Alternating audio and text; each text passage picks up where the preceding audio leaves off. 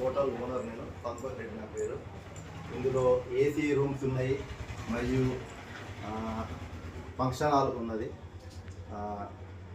Rooms కూడా చాలా బాగుంటాయి, పెద్దగా ఉంటాయి. అందులో బెడ్స్ కూడా చాలా బాగుంటాయి.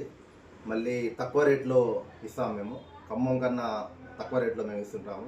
ఇక్కడ ఫంక్షన్ హాల్ అనేది 200 to 300 కెపాసిటీ ఉంది.